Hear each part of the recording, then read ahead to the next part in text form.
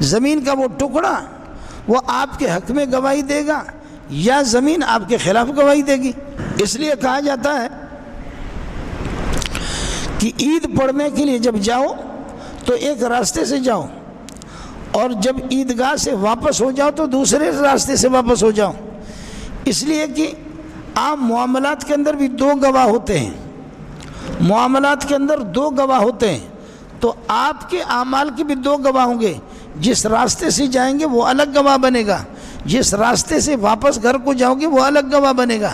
یہ دونوں آپ کے حق میں گواہی دیں گے کہ پروردگار ہم دو جگہیں دو راستے گواہ اس بات کے کہ یہ تیری رضامندی اور خوشنودی کے لیے مسجد چلا گیا تھا، عیدگاہ چلا گیا تھا۔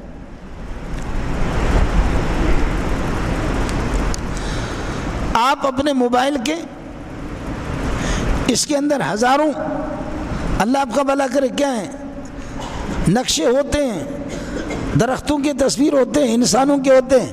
جیسے آپ نے اس کا بٹن لگا دیا اسکرین پر وہ پورا کا پورا آپ کو دکھایا۔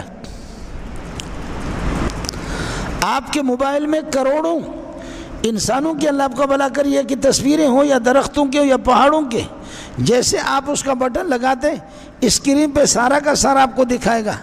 میرا رب اپنی قدرت کی بٹن زمین پہ لگائے گا، زمین خود بخود گواہی دے گی کہ اس بدبخت نے یہ فلان ٹائم کی چوری ہے۔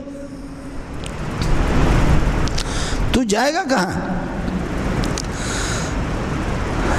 جب آپ اپنے موبائل کی اسکرین لگا کر کے ایک ایک چیز کو ظاہر کر سکتے ہیں، تو وہاں قدرت اللہ کی جب متوجہ ہو جائے گی آپ کی ایک ایک چیز کھل کر کے سامنے آئے گی۔